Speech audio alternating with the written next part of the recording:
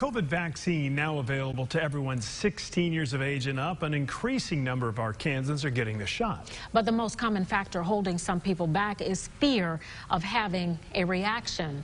Katrin Asaf is live at UAMS with a study that hopes to solve this issue and a way that you might be able to get involved. Katrin.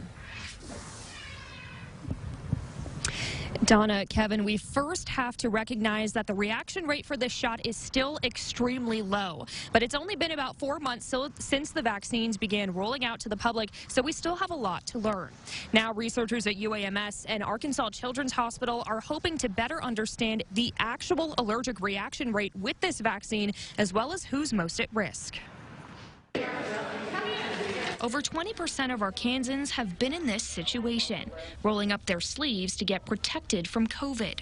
But many people still have concerns, with what can go wrong at the top of the list. The risk is quite low that you'll have an issue with these vaccines, but the risk of getting COVID and getting sick is much higher. It's a question Dr. Akila Jefferson is hoping to answer. She's part of a study held at UAMS and Arkansas Children's Hospital that investigates severe reactions and who's more likely to get them. We want to assess the true rate of allergic reactions to people who receive those vaccines. It focuses on those allergic to things like peanuts or bee stings, folks who could be at a higher risk for a bad reaction. Although the vaccine has been making the rounds, pinpointing what causes the issue can help down the road. We might need to get these same vaccines again, in 6 months and a year or something like that. So we need to know this answer. But weighing risk factors doesn't make this a dangerous vaccine.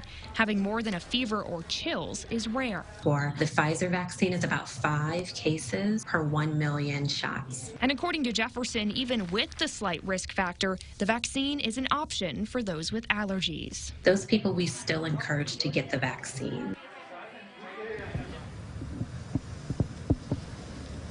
Now, for comparison, the CDC lists the reaction rate for the annual flu vaccine at around 1 in a million doses. For those who are interested in participating in the study, UAMS and Arkansas Children's is looking for people between the ages of 18 and 69 who either have severe allergies or have none at all. If you're interested, we're going to have more information on our website, fox16.com. Back to you.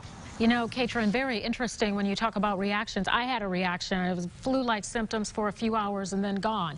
But talking about bad reactions, what exactly are we talking about? Yeah, Donna, so a lot of people may have things like a sore arm or a fever, chills, but when we're talking about a bad reaction, we're talking about something like anaphylaxis, which is why people who have previously had allergies could be more at risk. But it's important to note that, again, that's a very low percentage of the population, and that's why you should wait around after your dose for about 15 to 30 minutes to make sure you're being monitored for some of those more severe side effects. They happen within that time frame. Okay. All right. Katrin Asaf reporting live. Thank you.